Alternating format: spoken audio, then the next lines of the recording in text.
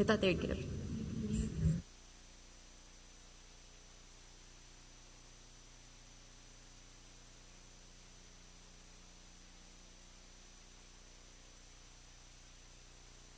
In year two.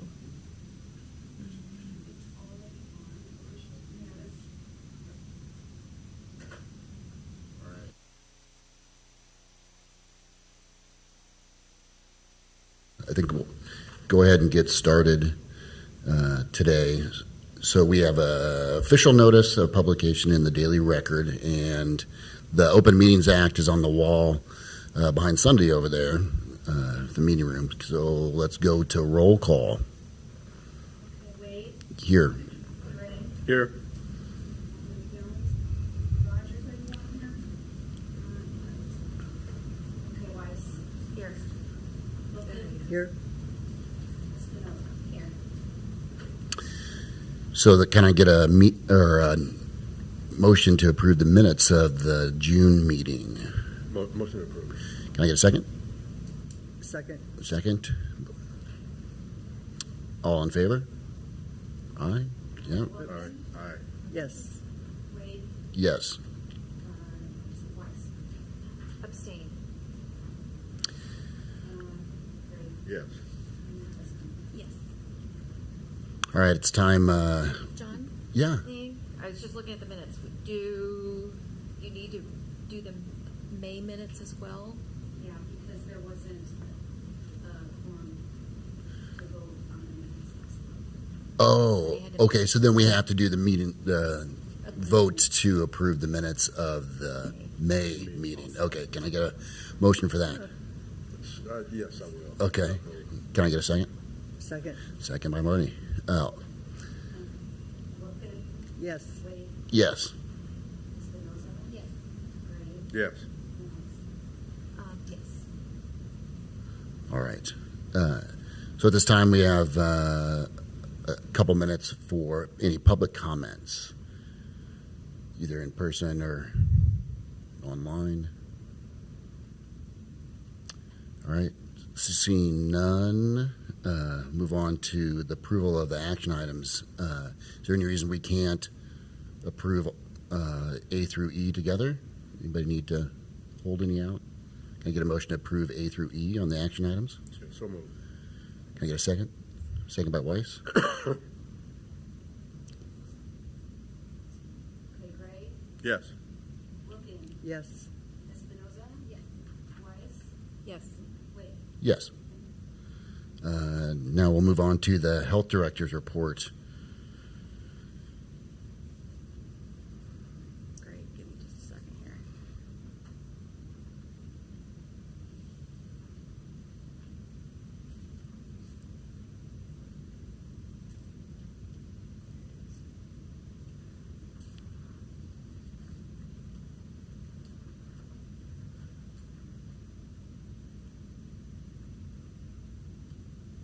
Yeah, I was going too fast, wasn't it? Yes. That's okay. It is all good. I'm gonna try that share again here. There we go. Okay.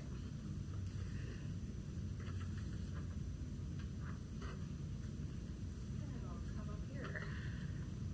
All right, good morning. Morning.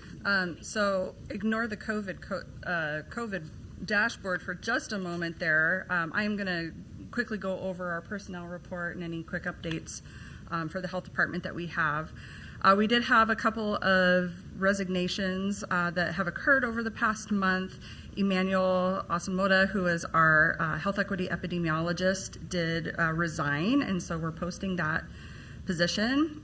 Steve Longchamps, who was hired for one of our environmental health specialist positions, declined the position, and so that one will have to be reposted as well.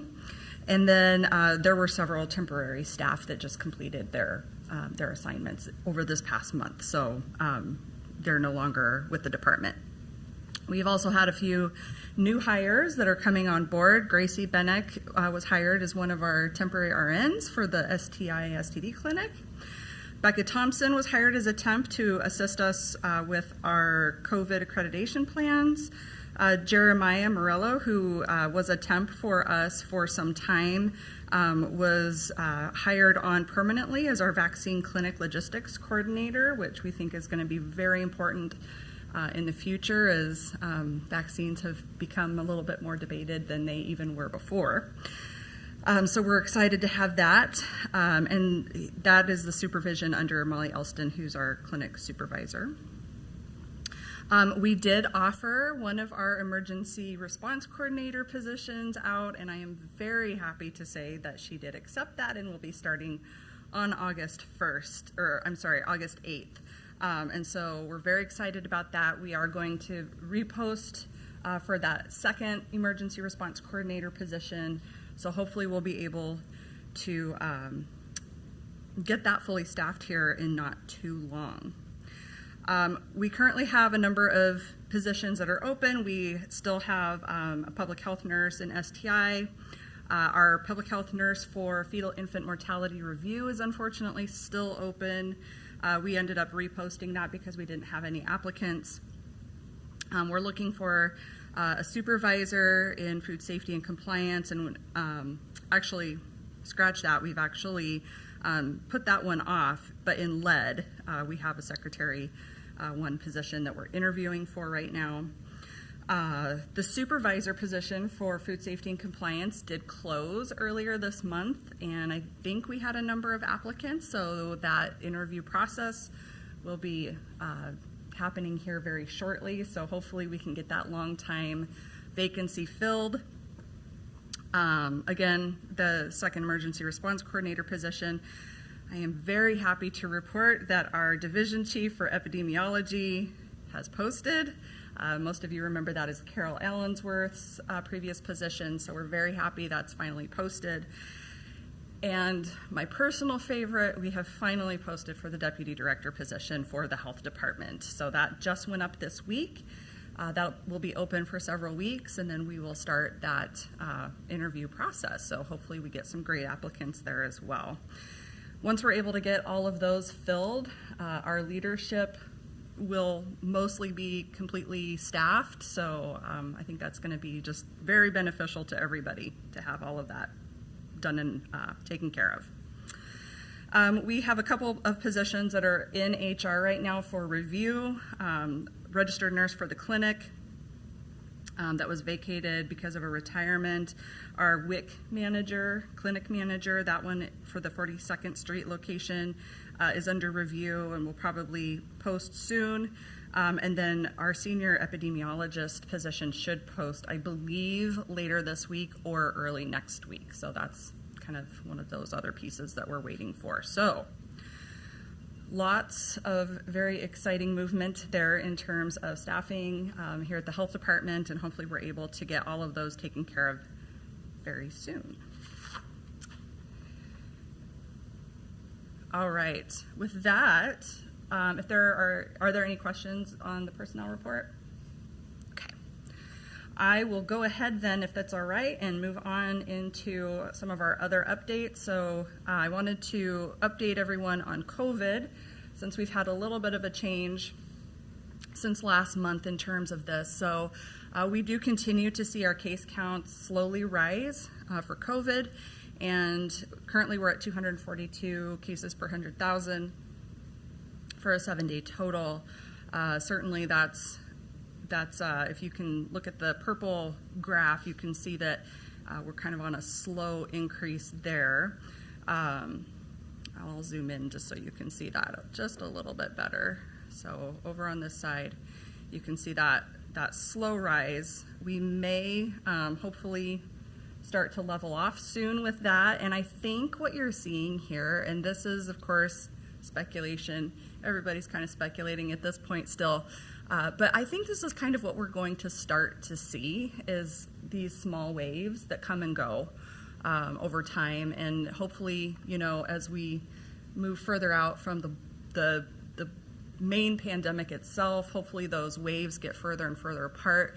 But I think what we're going to start to see really are kind of these waves instead of the big spikes that we had previously. Of course, that's totally dependent on what the virus itself does. So if you have major mutations that cause more severe illness because it's evading the vaccinations, or, for whatever reason, it's more virulent, easier to pass, you may see a bigger spike. But for now, we're kind of hoping that what we're seeing now is kind of going to be the trend going forward. That all said, we did move up into the medium category for the community level. You'll remember that as the CDC, kind of how they figure that. There's a matrix that goes along with that, and really what it's taking into account is your number of cases and hospitalizations. So just a quick overview on what we're seeing in terms of hospitalization. So not a surprise, we are seeing an increase in hospitalizations and these are people who have COVID. However, what I am hearing is that although these people have COVID, it's maybe not necessarily what they're initially coming to the hospital for. Certainly there probably are some who are still coming in with that as their primary diagnosis, but what I'm hearing is that they're actually picking this up when they're doing kind of that battery of tests that patients get when they first come into the hospital. And I'm trying to move this, so I guess it's not moving up there. So if the screen, the little gallery, there you go, thanks. So you can kind of see there the gray is available hospital beds, the blue is essentially patients taking up beds. So you can see there's a little bit of a gap there. We still do have some capacity that's available. Now the yellow that you're seeing, the yellow line that you're seeing on the line graph there, that's ventilator usage. So if you'll notice, this is a little bit different than what we previously were seeing. So typically, with our past spikes or waves, what you would see is as you had people coming in with hospitalizations for COVID, you also started to see a little bit of a rise in ventilator usage. For this current wave that we're seeing, we're actually staying pretty flat and low with our ventilator usage. And I point that out because that's actually good news. That means that the severity of illness that we're seeing in terms of COVID seems to be lower than what we saw previously. So likely, the fact that people are getting vaccinated or have been vaccinated and boosted can help with that. So people may still get sick, they might even get pretty sick, but it looks like we are successfully keeping people off of ventilators right now, that is fantastic news. So right now, med-surg bed occupancy, so that's just a general measure of hospital beds that are open, 84%, and then our ICU occupancy is also at 84%. So we do have a little bit of room there, which is wonderful. I also wanted to talk to you real quick about vaccinations and what's happening there. We do continue to get people in for their boosters, sometimes even a first-time series here and there. So we are seeing people still coming in for those. In fact, our waiting room has been fairly full on our vaccine days at the health department, which is wonderful. Primarily, those have been kiddos. So we have seen, as you know, the vaccine for the 6-month through 4-year-olds has been approved. We've held several clinics specifically for that. Very well attended. I apologize that we don't yet have a graphic for you on the dashboard, but that's something we are working on so that we can see that breakdown a little bit better for our kids as well. So in terms of who's vaccinated, currently we are at 66.8% of all Douglas County residents being vaccinated. 72% of those over 5s, which we've been vaccinating for some time now, and then 76 if they're over 12. So if you think about kind of how the vaccine rolled out, that makes sense. There's been quite a bit of time to get some of those larger groups vaccinated. So we'll keep you up to date on how we're doing with those 6-month through 4-year-olds. I know we're very busy at the health department. We're still gathering data from other health systems on that as well. So hopefully we'll be able to give you a good picture of that maybe next month. That was a very fast overview of COVID, but I do want to keep that just on people's radar so that you know that we're still looking at it and still doing what we can to keep that under control. Anybody have any questions about COVID? Just one. Sure. Was there anything recently on what variants are coming through, or are they getting to test for the variants much? Great question. So they do continue to test a small percentage of positive tests to type them for which variant is causing that particular infection. Really right now what we're seeing is still Omicron, but there are a variety of subvariants now for Omicron, and that's what we're seeing. So we're still kind of dealing with Omicron. It seems to have taken over all of the previous variants for the most part, and I think it's BA.5 is the one I think now that's causing the most illness, if I remember correctly. So they are continuing to test to see, and I think they will probably for the foreseeable future, especially if there are changes in trends. So if suddenly we see kind of a big rising spike, we would want to know why that's acting differently than the variants that we've seen so far, or in the most recent past. So they'll continue to look at that and type those, a small percentage at least of total positive tests. I also do want to just throw out there that we likely have a little more illness in the community than what you strictly see on our dashboard. Keep in mind, home tests are very popular right now.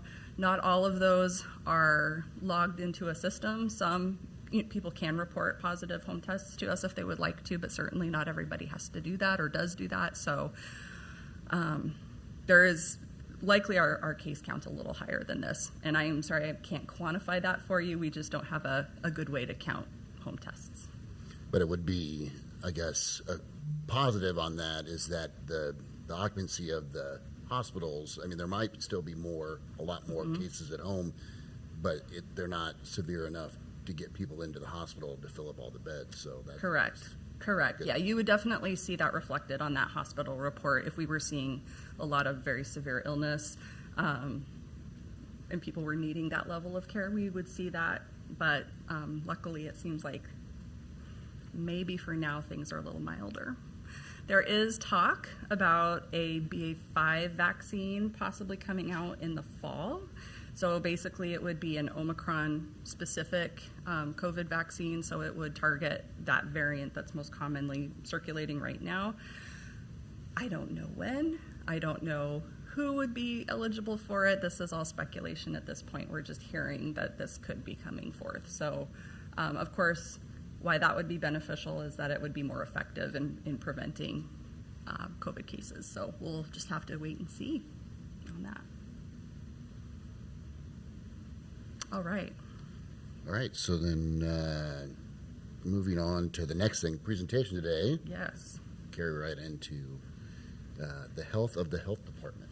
Yes. And before I go into that, I did want to touch briefly on monkeypox, since that is something that's been popping its head up a little bit recently. Would that be acceptable? Okay.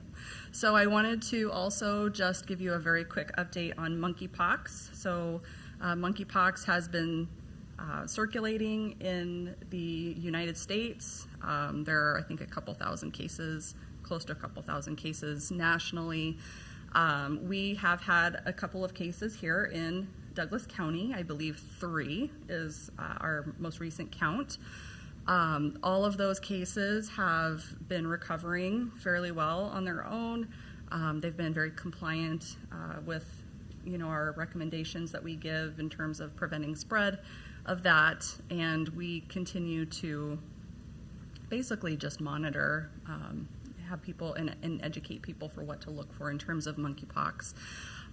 There is a very limited vaccine that's available for monkeypox for high-risk individuals. We do have some doses of that at Douglas County, so we are sharing some of that to make sure that, if we do have, let's say, a healthcare provider who would be very intimately involved in care for someone who has monkeypox, that they have, maybe some protection, and then people who have high risk within the population or who are identified as someone who's been in close contact with a monkeypox case are able to get that. There are also antivirals that are available for monkeypox, and we do have a few doses or a few courses of that that we have on hand for the patients that might need that. So we are continuing to watch those trends, put out education, and get people tested and even treated if we need to do that.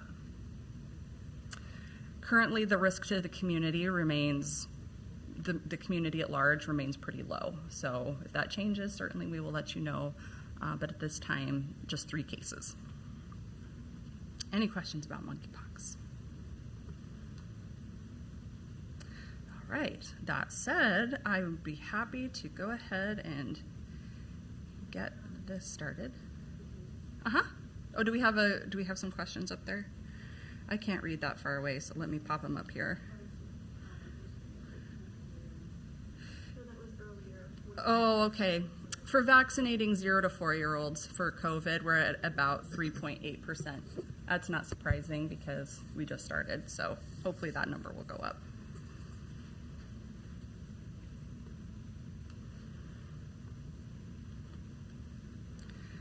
Okay, health of the health department. So thank you, Mr. Gray, for requesting that we look at some of our internal goings on to look at our own health. So we will go ahead and do that if I can get to the slideshow. All right. So there are a number of metrics that we could choose, and we may choose to relook at this over the next year and develop something maybe a little more meaty for you. But for now, really what I've chosen to look at with you today includes our fiscal office, infrastructure, culture, personnel, and partnerships. Now, there are some potential measures that are out there in the literature pertaining specifically to public health organizations and basically their productivity or their health of their organizations. None of those are widely adopted necessarily. They're not considered evidence-based at this point. It's a lot of, we're still kind of learning and deciding as a profession what health means within a public health organization. So as we're able to dig a little bit deeper there, some of these may change as well. And of course, your input is invaluable. So if there's something after this presentation that you would really like to see going forward, let me know that so that we can make sure that we're adding that in and figuring out ways to measure. All right, so we're going to go ahead and start with fiscal. So we're going to look at revenue and spending. This is just a very fast overview. So this is based on the FY22 adopted budget, which then comes into 2023.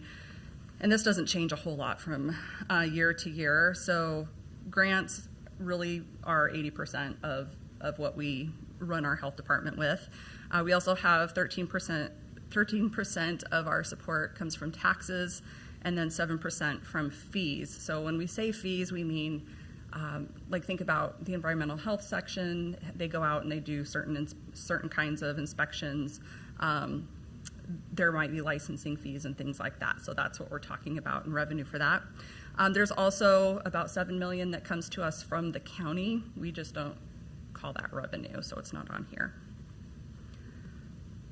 In terms of spending, we had in FY 2022, $33.9 million budgeted. Again, a lot of that came from grants.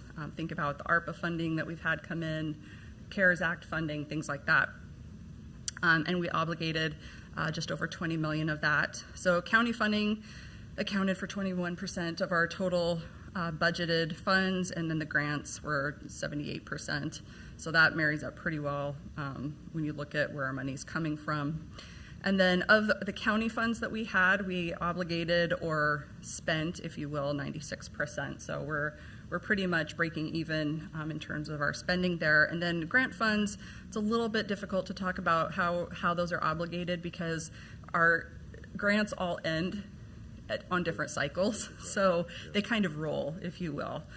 Certainly I can answer more questions about that if you want to, but hopefully that makes sense. So where are we spending our money? Mostly on salaries and fringe, which shouldn't be a surprise to anyone. Those are generally the biggest expenses that we have in any organization. And then services purchased comprises 35%. So those would be things that we have to contract for to help us run the business, essentially. 2% for supplies, and then I know capital says 0%. It's actually around $4,000, so it's just a very small amount that we're spending on capital expenditures. So in terms of fiscal, we're, I think, doing pretty well there. The next metric or measure, if you will, that I wanted to review with you is infrastructure. So the first variable that I wanted to review with you is the organizational structure of Douglas County. What you're seeing here is the proposed organizational structure. So you're going to see that some of the boxes here are light blue or green, and that is because we're still finalizing or have some more work to do to basically make that a permanent part of our organizational structure. So you're going to see that this looks a little different than our previous structure. To start with, our STD clinic and STD control used to be split into two divisions. So the clinical component sat with Community Health and Nutrition Services. The outreach, essentially the outreach component sat in the epidemiology section, and we felt that it would be much more beneficial if we could combine those so that they're all together. They work very closely, and so it just makes a lot more sense to have them together. So we did move that all under Community Health and Nutrition Services.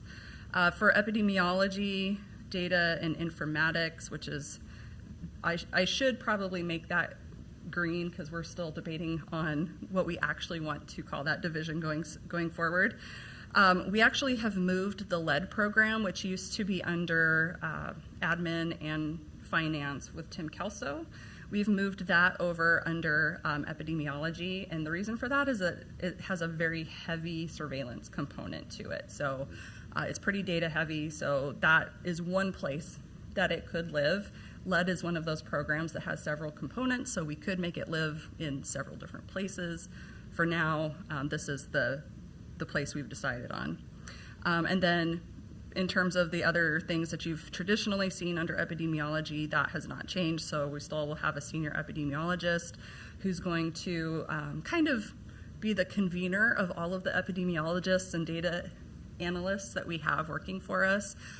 Those are all going to stay embedded in their own programs, but that senior epidemiologist will be vital in kind of making sure everybody's working well together. And then, of course, infectious disease epidemiology is still under there and vital statistics. No changes currently to environmental health. However, if we're able to increase our revenue, I would love to see some additional changes and some expansion for environmental health, and we'll talk a little bit more about that as this goes on. Another major change that you will likely see coming is the Office of Health Equity and Planning. And really, this has been a program that's just been kind of embedded under other divisions. It really makes sense if we're going to be serious about ensuring health equity that we make this its own division. I want it to have equal playing time, if you will, with any other division, and I want them to be able to interface very well with the other chiefs of divisions and also have that standing in the community. So that is a change you will likely see. It's green because we're still working on the specifics on that. In order to make sure that health equity is something that's baked into our cake and it's something that we can make sure is present in each of our programs, we've decided that the accreditation program actually makes most sense under the Office of Health Equity so that we can make sure that that lens is applied to all of our accreditation work. The Office of, or the Performance Management and Quality Improvement, which we don't necessarily have an office for or a built-out program for. That effort, though, really does need to also be something where we are continually applying the concepts of health equity. So that's under there as well. And then at the bottom, you see community health assessment. It's a little bit of a misnomer to say that it lays here specifically because so much of the work is also carried out with community health and nutrition services. So it's really more of a shared program, if you will. I just had more room under the Office of Health Equity, so that's where it landed. You're also going to see, as we bring on that deputy director position, that they kind of get their own branch, if you will. You're going to see they're going to oversee the finance office, but they won't be the ones specifically doing all of the budget. That's going to be, all of the finance will be really in our accounting office.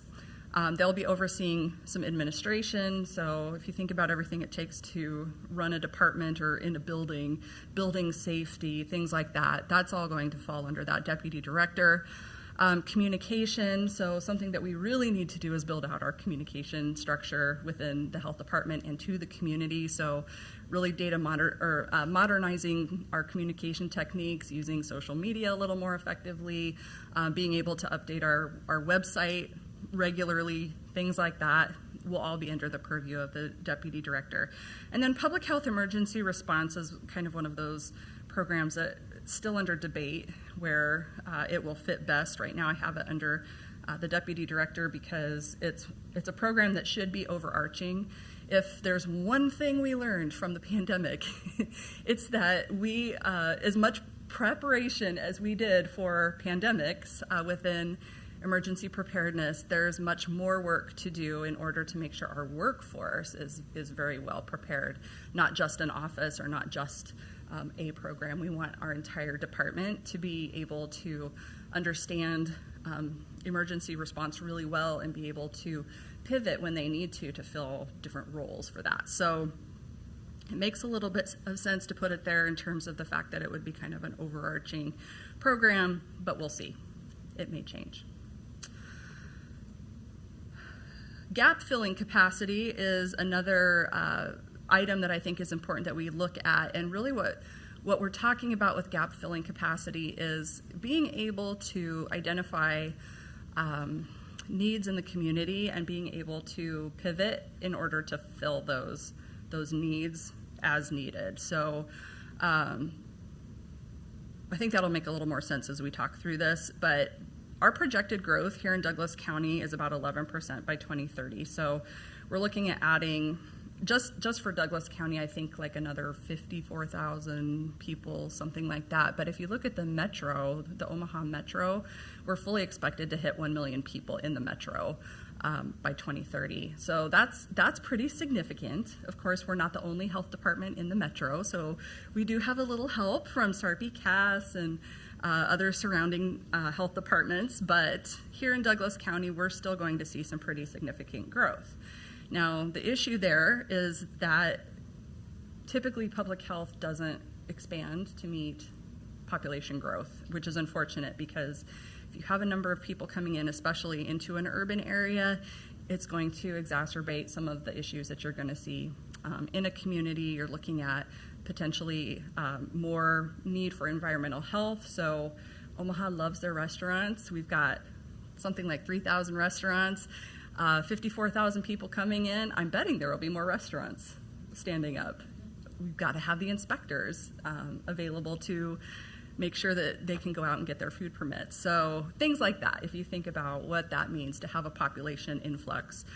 You're also going to have potential housing issues. You're going to have maybe air pollution, increased air pollution issues. You've also got 54,000 people who are in need of health services. So, you're really looking at quite a few different complex needs that come along with that population growth. The problem that we have in public health is we don't necessarily have the funding to increase along with that population growth. we also don't have the space. So we could, if we get grants, if we're able to find extra money, maybe we can add a position or two. Unfortunately, we have nowhere to put them, which will become very apparent to you in a minute. We also, those funding constraints, you saw before that about 80% of our budget is grants.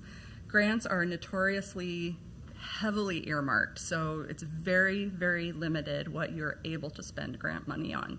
So we may find that we have a need in one program, but all the money's coming into another program.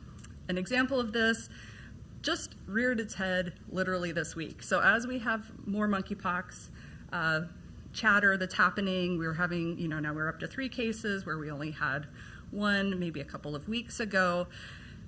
We're getting more phone calls in the department about monkeypox. Well, during COVID, we stood up this lovely information line that has been so incredibly helpful, both for us and I think for the community, to be able to call in and just get their questions about COVID answered.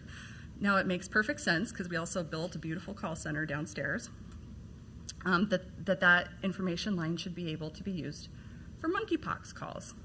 Unfortunately, all of the people who are staffing the call center are funded through COVID money.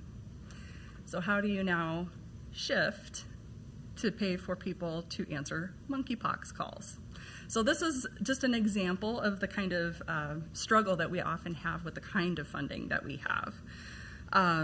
We also call for commitments to improving health of certain populations, and then we end up lacking the equitable programming that's necessary to really work on that. So an example of that would be infant and maternal child health. So we want to decrease mortality for mothers and babies. There are resources certainly in the community that we're working with, that we're partnering with, but we ourselves don't have an evidence-based nurse home visiting program, which is something that has been shown time and time again to impact those mortality rates. Another one of the issues that we have right now in terms of gap filling is that the pandemic really halted some of the data gathering related to health indicators. So think about all of those health indicators that we look at over time. We talk about heart disease, we talk about diabetes, we talk about dementia. Just think about all of those health indicators that we typically will look at to kind of judge the health of a community and figure out what it is we need to be working on, right? Well, because of COVID, some of that data collection halted, and that puts us in a position of not truly understanding where our gaps are and where we need to make connections and which community assets we can tap into and things like that. That one's pretty low-hanging fruit. We can continue and really get that back on track pretty quickly, which is something that I think you'll hear about in coming months.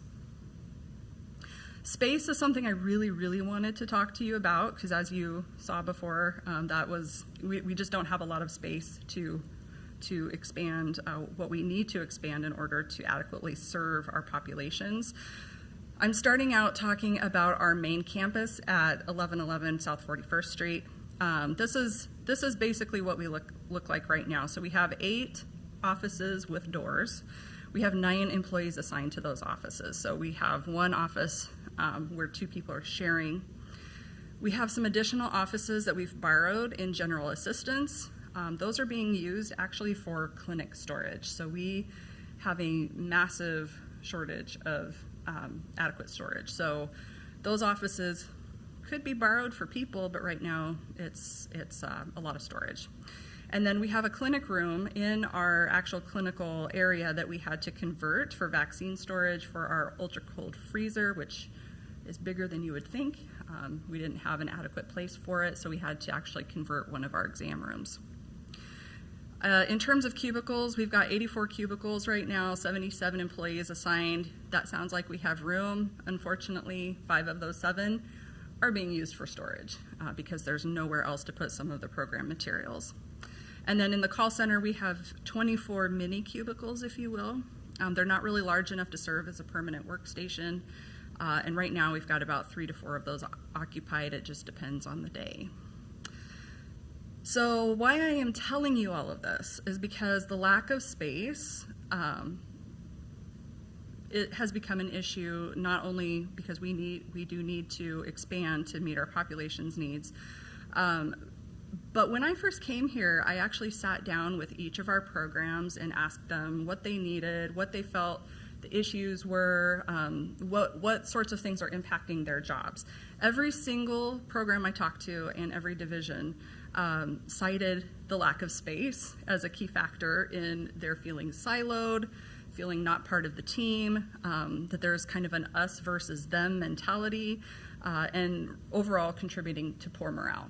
So if I want my workforce to be healthy and able to accomplish their work, I really feel that space is something we're going to have to look at. Now, those of you in this room probably remember the meeting where we have, or the meeting room where we used to have Board of Health, so you know it's pretty cramped.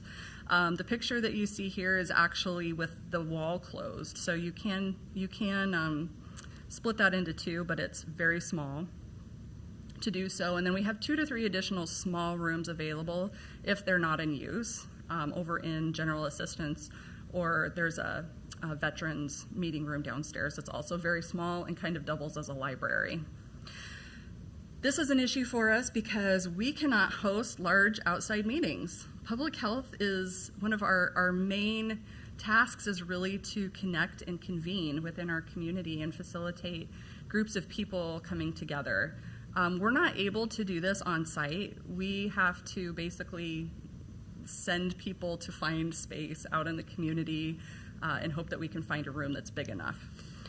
We're unable to meet with the entire health department staff in person, so I did recently, as you know, start having monthly staff meetings. These all have to happen virtually because we literally don't have a space on a regular basis that we could have our entire staff come in. And then if you kind of take that one step further, we can't do in-person trainings with our entire staff because, again, there's nowhere to put them. So if we wanted to do a department-wide training, we would have to go out into the community to try to find space. These pictures that you see here are in our STI and clinic space. So this is probably one of our biggest space-constrained programs, if you will. The picture that you see over to the left of the screen, that's actually an exam room that's being used for storage because there's so much clinic. Running a clinic takes a lot of stuff. And so this, unfortunately, is where some of our stuff has landed. The other 3 pictures that you see are actually in our STI control office. So these are the people who are doing outreach into the community. They're doing contact investigation and those sorts of efforts. They also have a lot of materials. They have testing materials to take out into the community. They have condoms. They have just a variety of educational things that they need to be able to store and take out. Unfortunately, again, because storage space is at such a premium, it ends up in their cubicles. So you can see like that second to the right picture, that individual has to keep testing supplies in their cube, which means that they have a very small area to actually sit and do their work. So that is, and if you ever walk into that office, so their office has to be locked because of the sensitivity of the information that they deal with. It is a very small room, and there are 8 workstations kind of retrofitted into that area. A little bit more on storage. So I told you we've got cubicles being used for storage. You can see that in that bigger picture. And then you basically, this is mostly in our basement area, and you can see that storage just is happening wherever we can find wall space. I wanted to point out kind of the bottom middle picture. It's a little bit hard to see, but on the wall you'll see basically a shelter in place sign for if we would have a tornado warning and that sort of thing. So I want you to just think for a second about if we had all of our staff down in that area, and God forbid something like an F5 came through. and think about all of the projectiles that are sitting against that wall. I am betting that the fire marshal would probably have something to say too, but I'm not going to ask them. So as you can see, it's a problem. Our current storage rooms are totally full. Basically, cubicles, offices, and common spaces are being used for storage, and they just have a very limited place to work. Also, mentally, this is really stressful to come to work every day and kind of working in this very cluttered environment is not great. Other issues with the basement. So I mostly wanted you to look at this picture looking up to see what's above our cubicles. So we have ductwork and exposed wires that run above all of our cubicles. And all of our cubicles are short. So they're like little, maybe four foot tall cubicles. This leads to a major sound problem. It's very loud down there. In fact, yesterday when I was down there, I was standing by the environmental health secretaries, and I could hear conversations that were going on the total opposite side of the building. It's just, there's nothing to prevent sound down there from traveling, and that we hear about quite a bit. It's very hard for people to do their work when they're hearing everybody else. We do have issues where those wires and ductwork collect dust, and then that contaminates the workspaces. It basically falls down. And there is zero natural light down there at all. It's literally like being in a bunker. You've got cinder block walls on most sides, and there's no natural light. Typically, you don't know what the weather is doing unless you literally leave our space and walk to find a window. All right, this is our vital statistics office. So this is not in our main campus. This is actually across the street. And one of the problems that we're having with this space is that we are having multiple water leaks that happen when it rains. So what you're seeing here, first of all, I want to say is this is not the first time. This happens fairly frequently. The picture all the way to the left is our supervisor's office. So basically everything had to be covered up so that the equipment didn't get ruined. The top middle picture where you see the carpet that's wet, that's actually in the public area where the public comes in to ask for birth certificates, death certificates, things like that. And then you'll see ceiling damage there. We've even had water leaks that caused ceiling tiles to fall. Another issue that you see with our vital statistics office is that we do have the building commission come out and repair and look at these spaces. We did have them do some air testing and environmental testing, and they did find that there is black mold growing in this suite. Currently, they were not finding spores above and beyond what you would expect to see like outdoors that time of year. But that said, a lot of people do have mold sensitivities, so even without increases in mold, you walk into a building and you kind of expect that you're not going to be exposed as much to mold as you might be outside.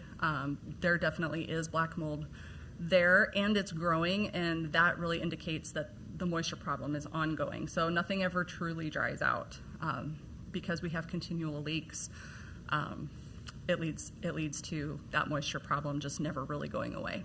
So vital statistics could also use a new space. Now, when I talked about space a little bit earlier, I told you that it leads to kind of a feeling of being siloed or left out. This is one of those areas where vital statistics is not anywhere close to our main campus. They're not with us. And so it kind of leads to some of that feeling of being isolated. I think our morale would be much improved if we were able to get as many people under one roof as possible. And so that's something that's a personal goal that I would like to see happen, but I also understand the challenges that come with finding space. Dr. Hughes? Yeah. When you say vital statistics is across the street, or physically, is it the building to the west, that brick building? No, from where we are right now. Yeah, that's what I thought. literally Okay. across the street, yes, in the okay. Civic City Center. County. I thought when you Yeah. were saying across the street from the, Yeah. I thought, when did they move? Right. It was all built up, but then they posted that corner out. Yeah. Okay. So that's, yes. So unfortunately, our vital statistics staff they don't really know. And if it's rained over the weekend, they may be coming into water and things like that. So, yeah. Okay, moving into culture. So in 2018, a culture survey was conducted, and I was very lucky to get to sit down with the person who conducted this work and get to go through this in depth. This is what you see here is the outcome of that culture survey. So basically, this is a model that's looking at kind of healthy factors that are present to have a healthy culture in a health department versus more unhealthy, if you will. So you want more of that blue to be on the top of the circle. So you can see currently we have a fairly reactive, or I should say in 2018 we had a fairly reactive culture. I don't think that has changed a whole lot. Having sat down with each of our divisions and programs and talked through kind of their concerns and where they would like to see changes, I think we are still seeing quite a bit of those more reactive behaviors within our organization.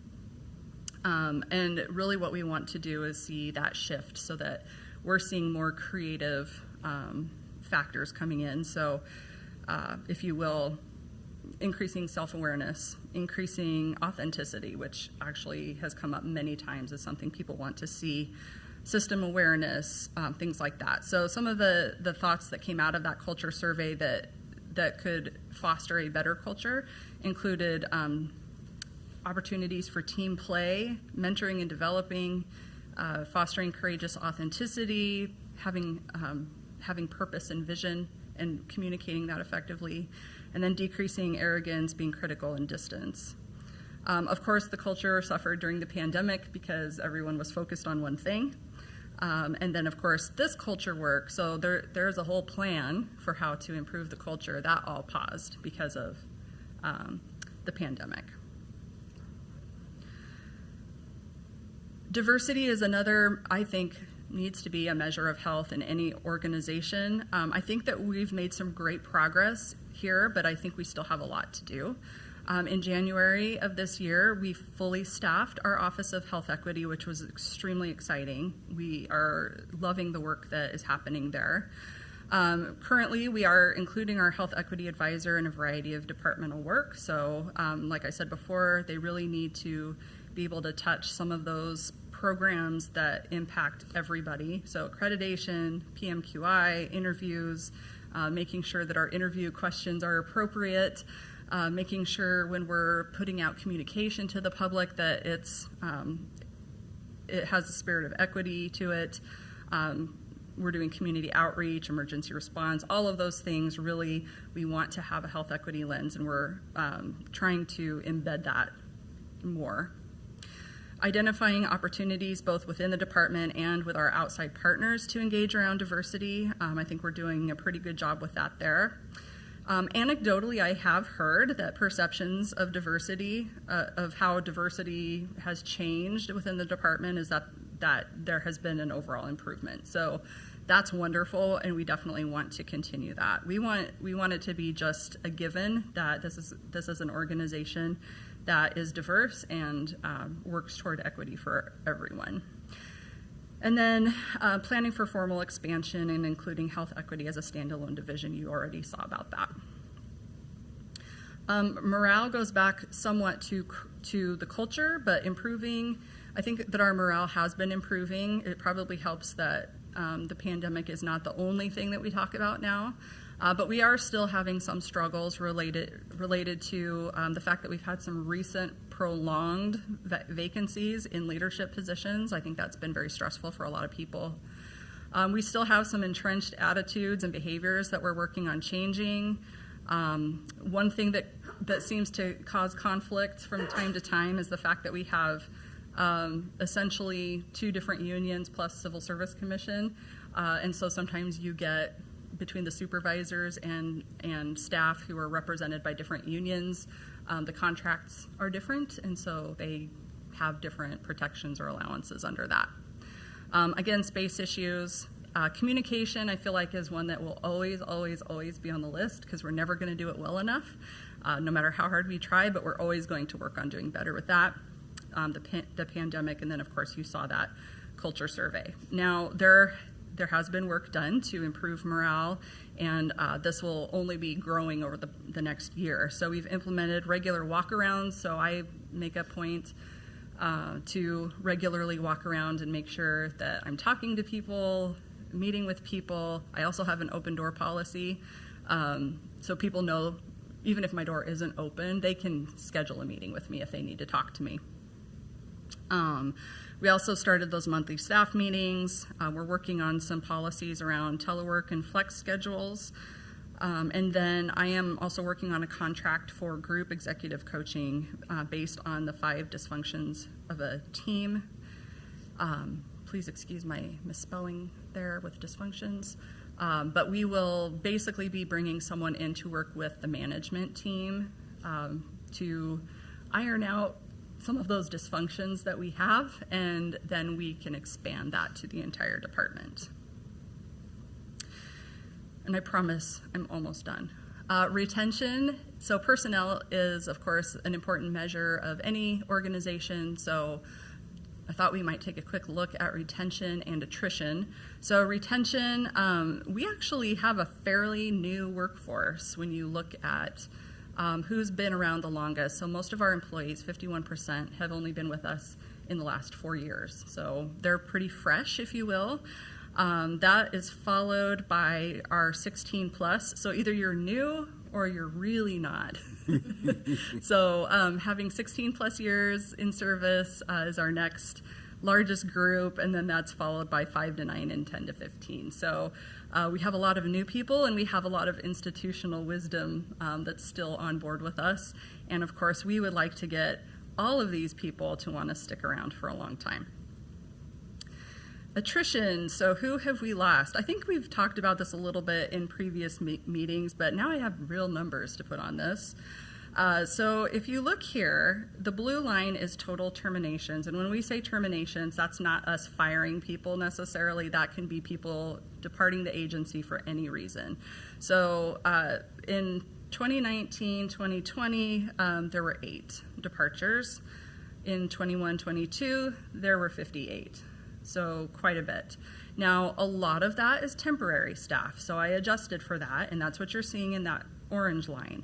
So if you take out temporary staff, where you knew that that assignment was going to end and they were going to depart the agency, we had 3 departures in 2019, 2020, and 27 in 21-22. That's still about a 230% increase in departures. The top reasons that were cited for leaving the agency, there's kind of a catch-all, which is just resignation, voluntary resignation. That can be for a variety of reasons. The person just didn't choose to be specific. So unfortunately, that doesn't give us a whole lot of information. Retirement, so in the past, I think, year and a half, we've had like 8 retirements. So quite a few retirements out of the department. Better employment or a career change, and then relocation.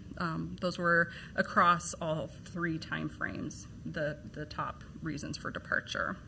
So this was disturbing when I actually plotted this out. However, I think that there are likely a number of factors that go into this. If you look nationally at what has happened with the workforce, people are changing jobs. People are leaving to find a different field. It's just been extremely stressful and difficult over the pandemic for everybody, not just in public health. This is across the board. So I think a lot of this is due to the pandemic and just kind of that stress and kind of restlessness that it brought up for people. I will be very interested to see this metric over even more time and see how that changes in the future. Hopefully it goes down a lot. Partnerships, I think, is also a very important measure of our organization, and we do not have a fully enumerated list of partnerships, if you will, but these are some of the categories that we currently are partnering with actively. So our major health systems, universities, nonprofits, faith organizations and churches, community advocacy groups, other local health departments, and of course the state health department, and then federal agencies. So under each of those, there are numerous groups and people that we partner with. So my hope would be to see our partnerships increase, and also the ones that we have existing become very strong.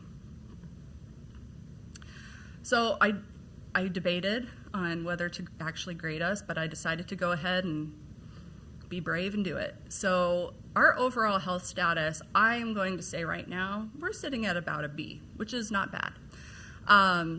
That is with today being baseline. So going forward, I would love to develop some very specific metrics around the variables that I've discussed with you today, so that we can do a really good job of kind of standardizing how we're measuring ourselves going forward within the department.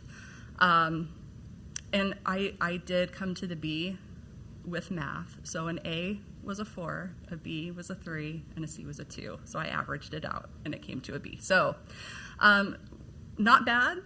Definitely have some room for improvement, and I hope that when I come to you next year to talk about this, I will be able to give us an A. This is just kind of a list of current efforts to improve the organization. Again, I think one of the most important things we can do is sit down with our staff and leadership and define effective measures and reasonable goals. So I've talked a lot of fluff to you today. I would much prefer that you see actual written goals and benchmarks that we can hit. So next year when I come back to you, that will be in place. We really need to work on connecting our organizational health to efficiency and effectiveness. So there are plenty of opinions out there about how you measure efficiency and effectiveness within an organization. I just want to ensure that if we are using those, that we're connecting that well to our health, and then also connecting all of that back to our public health competencies. I think that will be very important. I am insisting that we maintain a focus on people. The better we take care of people, the better our organization is going to function. Continuing to strengthen those partnerships.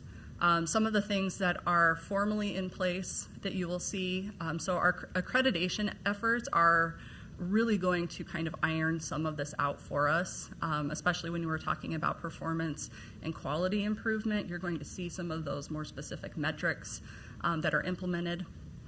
We need to continue to work on the workforce development and support, whether that's training or mentoring or coaching. Really need to have a commitment to that.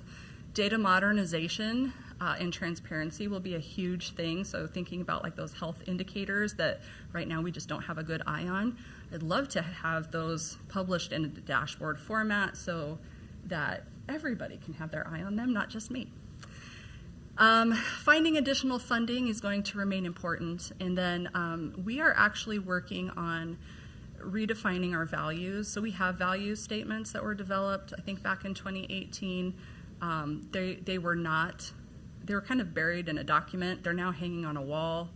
But we don't know, coming out of the pandemic, if those are still the values that we want to embody. So we will be meeting everybody to really discuss what our values need to be.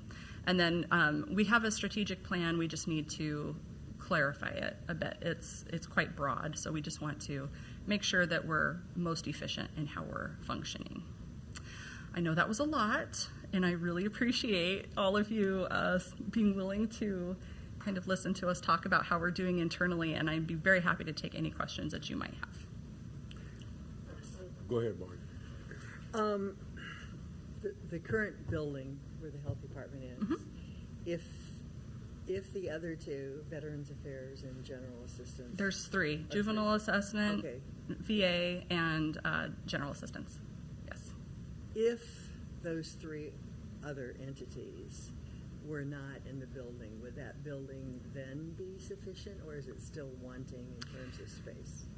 It would be That's a good question because because those aren't my section. I haven't done a space study. I mean, I think you would require some renovation to make it work, but yes, I think that having the entire building would likely be sufficient. I have asked about that, and right now the county can't find anywhere to put those other 3 programs. So, Well, the Center Mall comes to mind.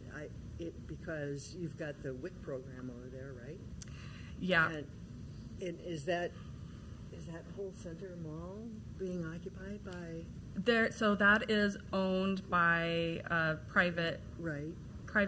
person, and they do rent out a lot of it. I can't tell you how much of it. That would require some pretty significant renovation as well.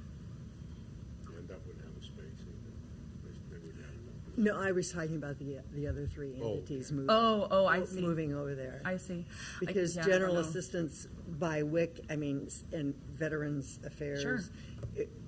it would seem that might be, a one-stop shopping in the sense of those kinds of clients that would be served. We are actually looking for a different space for the WIC clinic that's currently in there Okay. for a variety of reasons. So we may not be there anymore. Okay.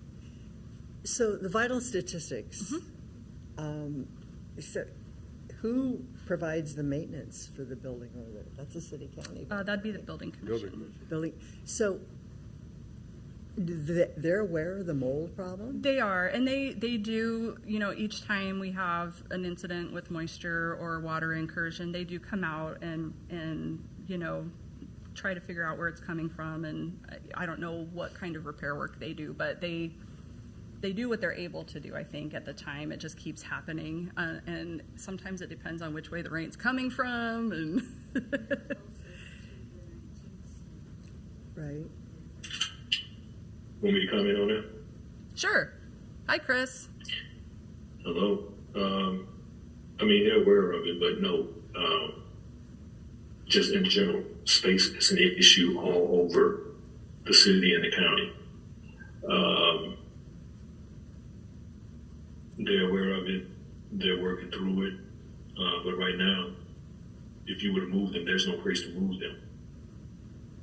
And so it's going to be a period to kind of work through, because there was a period of time we had to work through this with the county attorneys, because they were in a building they were not in a building, but where they are on that floor, it had some issues with them too. So it's aware of it, it's on the radar, but they got to find options. The space issue, I'm going to just tell you, it's not going to be an easy one to solve. Every department in the county is in a space crunch. And it's a constant effort to try to get there.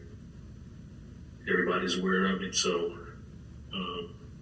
as we can solve it, we definitely are trying to. Yeah. I've even asked if we can build on top of our building, and evidently it's not structured to support that. But yes, Mr. Leahy is Plus, very well aware. One more note. The question is, I don't know when that time period is, but, the department as a whole wanted to move out of the civic center to come down here. And so now, with all that adjustment there's when Ben was on the building commission, I think the conversation may have started about a space study that the building commission is doing for the overall county and the city building. That study just got completed and was presented at the building commission meeting last month. It's going to get approved. That space study has some plans in there to restructure a lot of things in the building.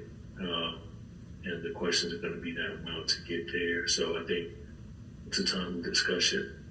The question is how does that fit into like I said, the biggest space needs for the county and the city in that building. So it's timely. I just don't know how it fits in. It's gonna have to develop.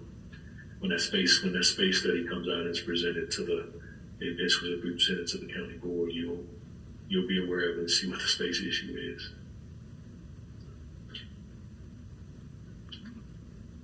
Go ahead. That's for vital stats. I think it sounds like maybe all. Oh, I don't know. I don't think I don't think that. I think this is just here are what the space needs are. Yeah, just a space study. Go ahead. Okay. I don't know that I have a question. I think, just a couple of comments. Number one, as far as I was concerned, when you started talking about the population growth, you probably could have stopped there, because that's going to be a real issue for us. And it's going to be a real issue for this community going forward. Affordable housing is another area that is going to be problematic as well, and it already is, and that's going to get acute and much worse.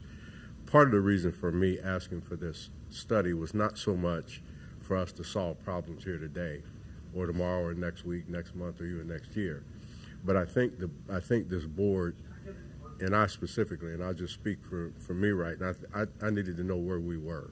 Absolutely. In terms of, we're sitting here and we recognize that we're among the top in the nation in terms of STDs. We're among the top in the nation in terms of infant mortality, especially with black mothers. When you have all of that at play and the pandemic on top of it, and we still have to do inspections and air quality checks and other things like that, I just wanted to know where we were so that we can begin to have a discussion or look at some other folks as to where we need to go. The health department needs to be in one building, period. And the fact that we're all over the place and the space needs are as acute as they are, I think that gives us enough information to work with so that we can begin. We have access, all of us on this board have access to other people and other organizations and entities. This health department is critical to the community, and in order for the health of this department to stay well, because the problems you talked about aren't going to go away. I mean, especially the physical ones, the mental ones, and the issues of trying to get some other. I think someone else trying to talk and I can't eat. But anyway, I just, first of all, when you finished this report, and I looked at it, it reminded me of when they opened the Jean Leahy Mall. You didn't realize how big it was and how it had changed until you got there and looked at it. And that's the same way with this. I mean, looking at this, the work is challenging, the work is daunting, but I think this board in general just kind of needed to know where we were so that in our various other circles, we can begin to have those discussions, because we have recognized now that public, even though it's become a political football, unfortunately, public health is a critical need in every community. And us understanding what the landscape is in terms of the health department, I think was necessary. And my extreme compliments to you, because I expected to see detail. I didn't expect to see it like this, but I don't know why I didn't, because you do that anyway. So thank you for it. It gives us an opportunity to understand where we are. I think we need to think about things a little bit and how we approach making this health department better. Thank you. But that was my reason for asking for it, and those are my thoughts afterwards. I really would like to get a copy of that PowerPoint. Absolutely. I'd be happy to share that with you. I think that's beneficial to. I think you can take pieces of that out, and depending on which groups you're talking to, I think you can make an effective argument that this health department needs to grow, needs to be better, and needs better funding. Thank you. Thank I very much appreciate that. I just want to say that please use us as your board as you move forward to address these issues. Yeah. Let us know how we can be helpful in addressing this, because maintaining that positive culture, your workforce that's the only way this department's going to function. It's reliant upon the people.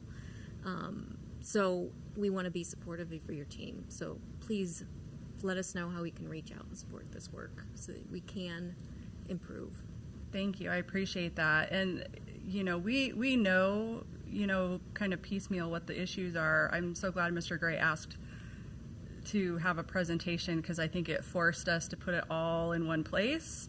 And it's clear that these are not things that we can necessarily solve on our own. So some of these things are certainly things that we can pluck as low-hanging fruit, but it's clear that we're going to need more support than just who's in our building to get these things fixed. So I appreciate that. Thank you. Don't hesitate to call. Thank you. So is this report shared with all of the health department employees?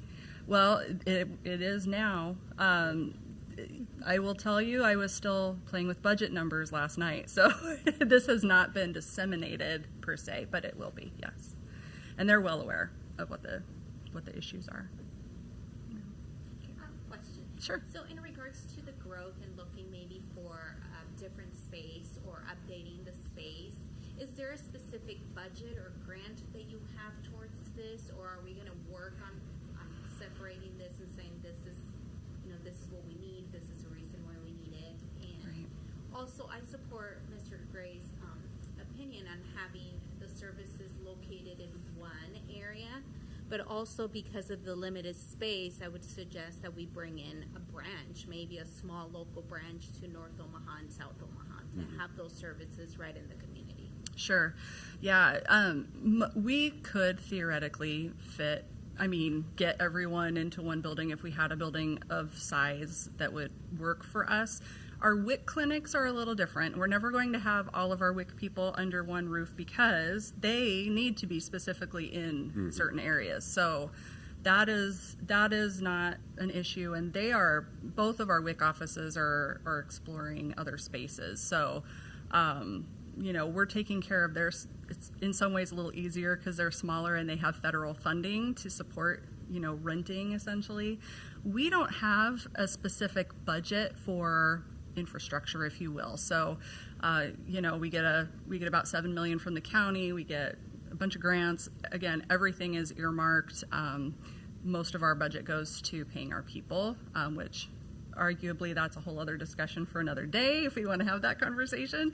But there is not like an infrastructure budget, especially not one that's big enough to support, let's say we needed to just buy a building and build something. I did ask that question actually because we have kind of this old dilapidated HHS building on the corner of 41st and Pacific. To take that down and build would be about $18 million, and we just don't have that. So currently we do not have a budget for that.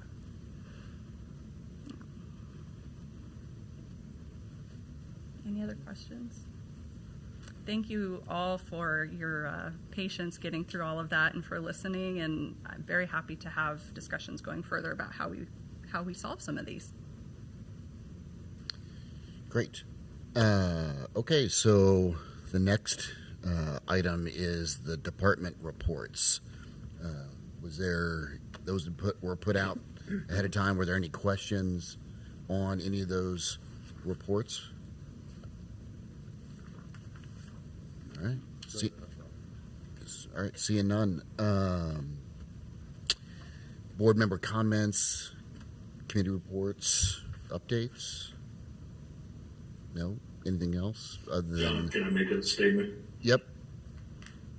Just to make everybody aware, next meeting we need to start talking about the annual evaluation for the director. So just be prepared at the end of next month's meeting. Okay. And children's will also be here. All right. So the next Board of Health meeting is scheduled for Wednesday, August 17th at this location. Is there any need for executive session today? All right. Not. Do we have any need for executives? Nope. Seeing none. So then do I have a motion to adjourn the meeting? Motion adjourned. Second? Weiss, second? Okay, Wade, Yes.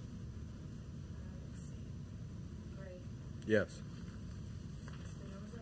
Yes. Wilkin? Yes. And Weiss? Yes. All right. You guys have a great afternoon.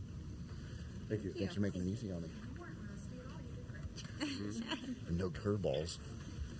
Made it through, John.